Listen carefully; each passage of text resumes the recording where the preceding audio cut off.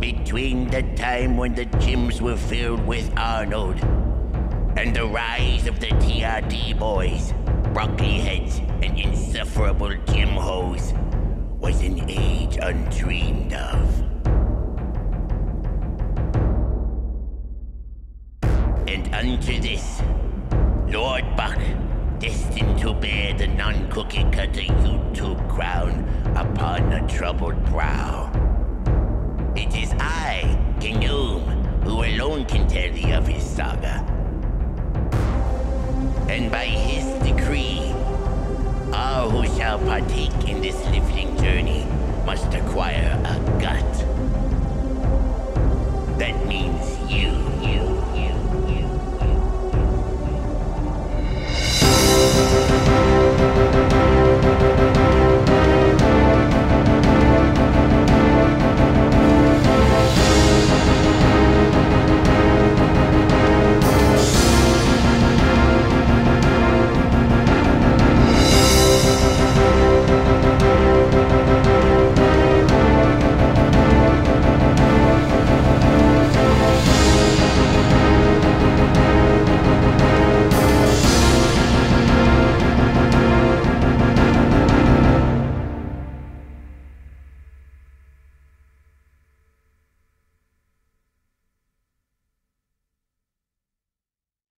The age of the influencer is over. The time of the buck has come.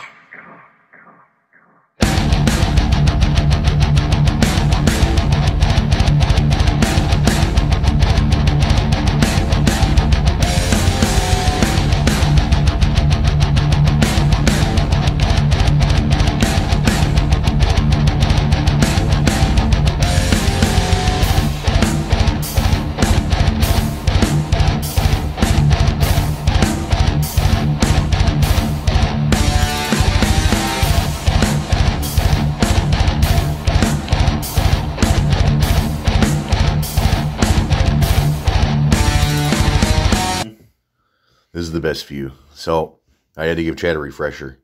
He's the quality assurance guy in the Buck Tow Truck LLC. Okay, that was a little bit of chat action on that chin up. Oh yeah, this is the because that gear I was using. I'm still using the same gear, but it's that one bottle I think had too much solvents because every depot it was going into was sore for like 3 or 4 days. And my right lat felt like it was going to tear if I did full range of motion on that first set. Like if I went all the way down, that is. Then it loosened up for me a bit. But the ball I'm on now is good. I know you guys all care about that. You don't want me to have boo-boos. Oh, well, you're pulling off to one side. That's what some guy said. He says that's because of my lat. Well, that's the strong lat. I mean, what it lacks in aesthetics, it makes up for in strength. Okay, I got my treasure trail hanging out. That's for the Silly Billy viewers. And there we go. And so, I got my test dose up, 1 cc every day. So 1,750 milligrams a week. Although I had that other gear that I said wasn't good. I think it might still be good. I thought that the gear that I was using, the soreness it was causing was because it was like a properly dosed test, which doesn't really make sense because if people get pharmaceutical grade gear, they don't have sore ass muscles after injecting it. So the other one I said is probably fine. And so what I started doing, because I have extra balls, I'm going to do like half cc in the glute, or not in the glute, in the butt fat, 3 days a week. And then that'll last to the end of the cycle. Here we go. This is 425, Chad. Look at that speed. Look at that speed. That gut. It's coming in. Yeah. That's just... Yeah, well, anyway, I don't even know what to say, but I got my vented shirt. That shirt, actually, when I took it off after doing this squad set, I was going to do a commentary. When I go take it off, ripped it in half. Yeah, so no more. That shirt's done. There's a few shirts that have been like that recently, like the Jeter shirt. Done. I tried taking it off, ripped it in half. My Pepsi shirt, ripped it in half. Holy cow. Ripping everything in half. Yeah, well, that's what happens when you're this freaking huge. Holy shit, this bending over and doing this voiceover is really taking a lot out of me. I got my card ring, and unfortunately it came in a dropper, but thankfully there's a measuring there's lines on it, so you can you go quarter milliliter, half, 3/4, 1 milliliter. 1 milliliter is 10 milligrams. I start with 15 milligrams because I'm big, and normally people start with 10 milligrams. I'm gonna go 15 and then bring it up to 20. That way it'll last through the whole cycle, and yeah, it seems like it's pretty good. And it says that apparently it can heal skin diseases. So if it can help with acne, then that'd be pretty good. That'd be a little bonus. Although it's gotten better. Now that my hormone levels are a little more stable since I started injecting every day.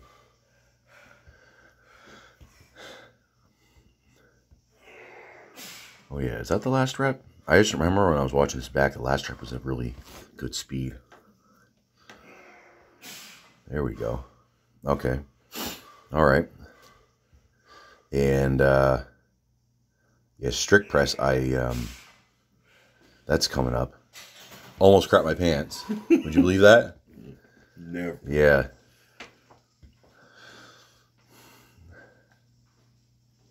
Yeah. If you got a problem with your wrist straps blowing off, just get some masking tape and put it on there. What are you going to do? Go spend some more money and get another wrist strap?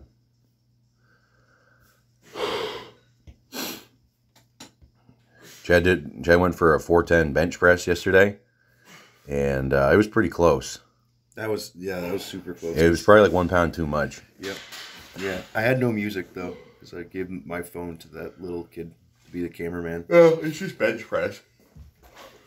If that's the only lift that's not really, you don't need to be in the zone that much.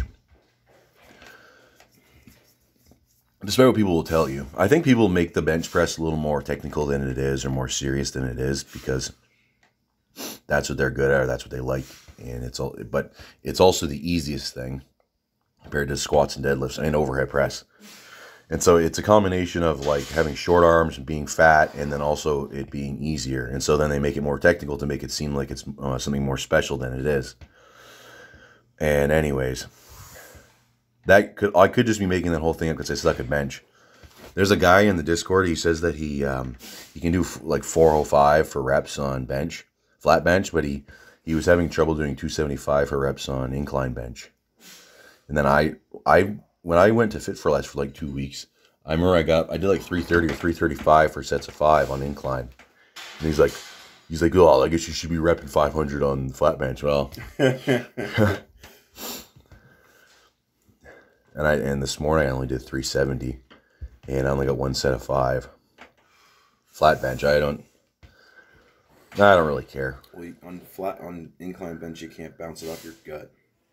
I don't bounce it off my gut. I know, but the guy that was... He doesn't bounce it off his gut. He doesn't? No. Oh, okay. He's not one of the freaking bounce press bros.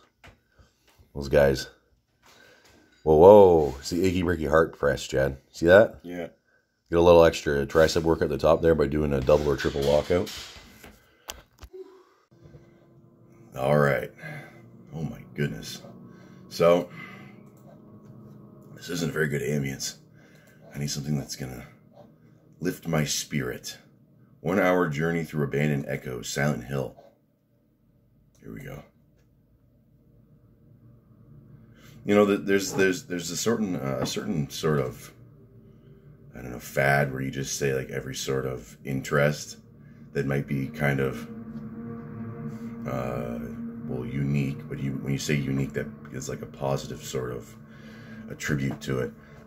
It's let's say it's some sort of it's almost like a kink, okay? So people would say I have like some sort of ambience autism, okay? But to me, autism just means that you probably have you have low empathy, and you have extreme, like there's a spectrum, but it's basically like lower empathy, because like these people are extremely gullible too. Because I told my friend's girlfriend that that I was like, she's like, I didn't know you were Italian. I'm like, yeah, I'm half Italian, but the other half is black Chinese. And any person who wasn't born yesterday would be like, yeah, sure. But she's like, maybe he is black Chinese Italian. This is real. I'm not making this up. And then there's this sort of like autism. I did the quiz because I remember them telling me about it, because I didn't know anything about it until recently, maybe in the last year. And she scored like 40 out of 100 or something like that. And I scored 5 out of 100. It's more of a Gen Z thing. Okay, you guys get the more powerful medication, and so you get more autism. Okay, by medication I mean I'm not insinuating anything. I wouldn't. That's just the theme for the book that I'm writing. So anyway, holy shit, I'm looking huge. I just finished my bench. Look at that. You could park a fucking truck in there. Okay. Well, my side delt's a little bit swung because I put a shot in it last night. Anyways, I also put 1 cc in each pec. I did it on, what was that, Wednesday, Thursday. I just took a 1/2-inch insulin syringe. I was going to do 2 different shots, but it's like, once it starts feeling uncomfortable, that's when you know it's too full, or it's full, and it doesn't want it anymore. But I've got a little bit of a inflammation there, but it was painful. I did my bench today, no problem. I don't think I can have, my stomach's starting to get more unsettled from coffee. I was going to have a second one before I started this monologue, but I won't even be able to finish it because my stomach will be too bothered. And even testosterone, once you get to higher dosages, it messes with your stomach. And so coffee's coffee's rough in your stomach. And so that's why I've got my caffeine pills. And I've got some of this. It's holographic, you know. Remember when you had your Pokemon cards, your Digimon cards, Yu-Gi-Oh cards? The fancy one was the one that's like this. Okay? You're like, oh yeah. What the hell's that called? Blue eyes, white dragon or something. White skull dragon, or red eyes, black dragon. And you got this one. Even though everybody has those cards, because they come in the starter kits. Black skull dragon. That's the cool one. I'm old school Yu-Gi-Oh though. Well, Yu-Gi-Oh was big back in when I was in grade 5 and 6. And I remember there was actually a Yu-Gi-Oh tournament at my school. And I remember this one kid going berserk. And I'm pretty sure, that was his thing. That was his thing. And yeah. He got so mad one day at his old school where he grabbed a chair and threw it at the teacher. But I mean, if you met public school teachers, I'm not endorsing this or suggesting this, but I mean, if you met them, maybe you fantasize about doing these sorts of things. But I definitely wouldn't do that. But I remember some girl brought that up in class. She was sitting right beside me, and she's like, at your old school, you picked up a chair and threw it at the teacher, and it's like, do you want him to? you want a chair coming at you? But yeah, it was really funny how she was egging him on. I don't know. It's like, I'm sitting right beside you. I might get the chair in the head. Whatever. I didn't say that to her. The whole time I was like, he's like, he's like Kane when Kane gets unmasked and he sets JR on fire. It's funny when JR and Kane they're doing the interview and JR's like, Kane, the mask was just a superficial. It was just a gimmick part of your character. The real Kane, it's about what's on the inside. Basically, he's giving him a pep talk. And it's really funny. JR, some Texan guy, he's got his cowboy hat on inside, and it's not Halloween. Okay, it's pretty funny when you see these guys with cowboy hats. The people from Alberta do it too. Except their cowboy hats are goofy. The cowboy hats in Texas, I like those, but I can't wear those. Imagine me wearing a cowboy hat. I do have a cowboy hat. Those are from the, this is a minor segue. Those are from like the cringe sort of, early 20s, late teens years where you're trying to like find yourself and you don't really have a good sort of cringe radar. And, I mean, I'm still like producing 90% cringe every day, but it's come down from 100%. Okay. So, frankly, give me a freaking break. And anyways, so JR's like, Kane, in your face, people they're talking about you. It's all your scars, everything. That's just all superficial, okay? And Kane's like, you don't know how it feels. It's like, okay. It's like the Triple H acting. I remember there's this movie.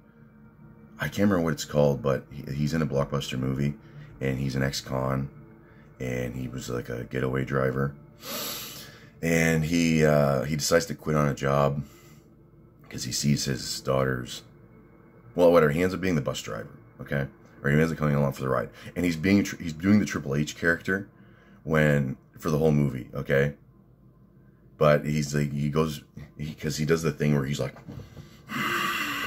you know, he puts his gigantic nose. I mean, I have that too, but his is, I think, a little pointier than mine. And he comes from he's like, I don't think you want to be talking to my daughter like that. I don't think you want to be talking to my daughter like that. Tyler 1 does the Triple H speech cadence where he like drags out the syllables. He turns it into like a 1-syllable word into a 1.5-syllable word. So, anyways, JR and Kane are having a chit chat, and then they're in like a you know, it looks like a therapist room, but there's a jerry can. There's a jerry can sitting on the thing, and it says gasoline on it. I don't know, maybe Kane, like people have these anxiety items that they carry around with them, like they got a stress ball, they've got a little dog, they've got a hamster, okay, they have a fidget spinner. Kane has a freaking jerry can.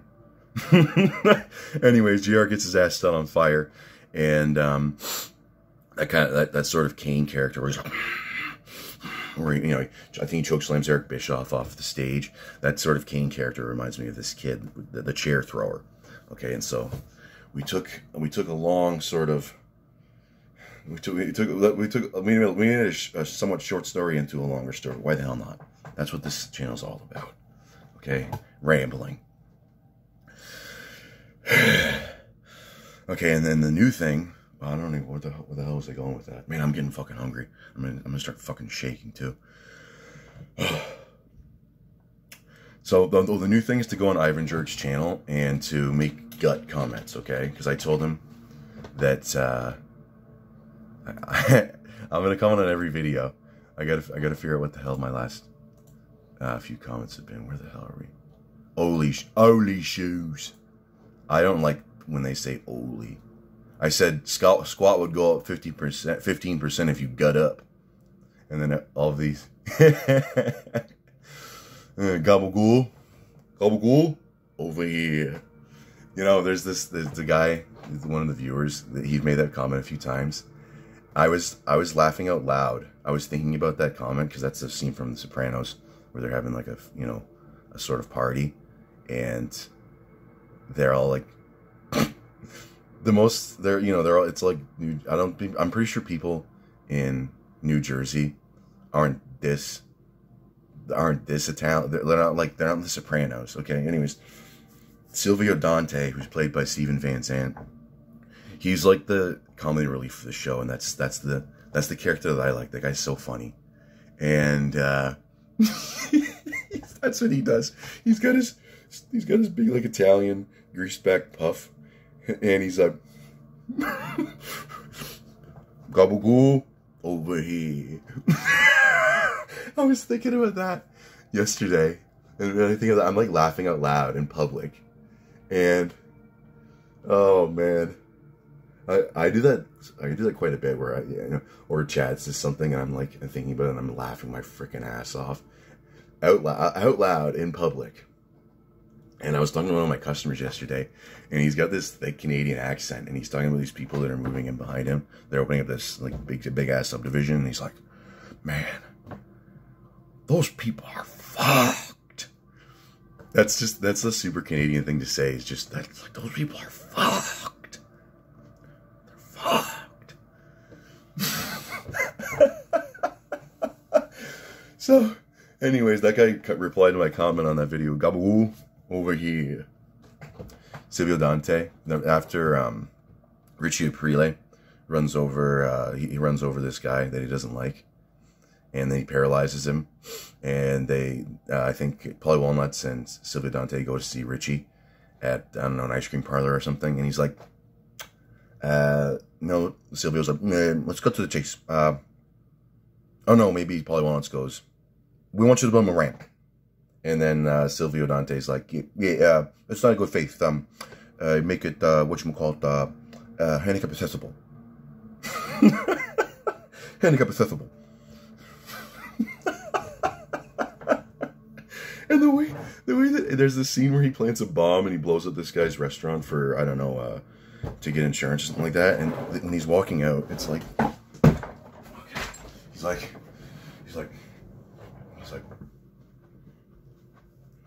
you can't even, you got it. It's like a sort of swag lean, but you can't, it's hard to replicate. I'd have to watch it again, but even then I don't have the right physique for it. Cause when you're muscular, it's, you kind of look goofy doing everything. My brother's new thing is he's making fun of me. Apparently I walk like I'm carrying 6 shooters. So he's like, oh yeah. That motherfucker. He's like, yeah. Hey, how you doing? How you doing? Or he says I'm Yosemite Sam. Get the fuck out of here. Okay? Fucking wise ass. So anyways, on Ivan Jerk's videos, I make gut comments, and so what the hell did I write yesterday? I said I picked up a new pair of glasses today from the optometrist and realized you still ain't got no gut. And then another thing I wrote was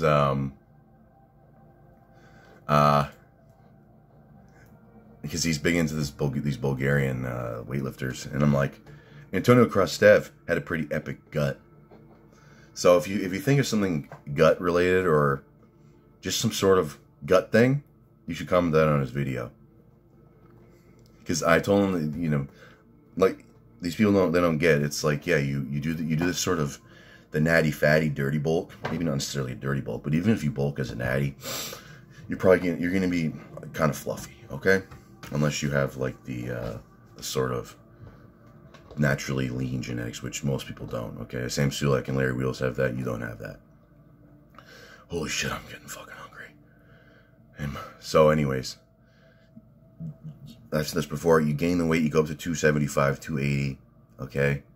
Not in one overnight. It takes you like 3 or 4 months, okay? You're making steady gains up to then. You peak, you probably have a little bit of breast action going on. I'm pretty sure this guy already has like little A cups going on anyway, so, you know, why not make them C cups, okay? Antonio Krastev had some pretty epic C cups, and so, yeah, you do that, and then you just do a cut, and you can lose all that weight, and you can lose that weight fast. You just, like the first 15 pounds just freaking fall right off, because that's just water, and then you just do low calories for a bit, and it's not comfortable, but you hit your weights, and then you can go back to feeling healthy, and movement becomes comfortable again. So that's what I'm going to do. This is going to be my last crazy cycle, and then I've said this before, but this one has to be, because it's going to take too much. I won't have any sort of drive after this one. I think the whole like crazy weightlifting phase of my life will be over. I'm not gonna lose all my muscle and not work out, but I'm not going to be going for crazy weights anymore after this cycle. And so then you're like, what are you going to do for weightlifting content? Well, weightlifting content's only like 15% of my channel anyways, and I can still answer people's questions and whatever, but I'll still talk about it, and I'll do my bits and whatever. And so it'll still be good, and I can make better stuff when I'm not bulking, because when I'm bulking, I'll become a retard. And, but it's worth a sacrifice. Maybe.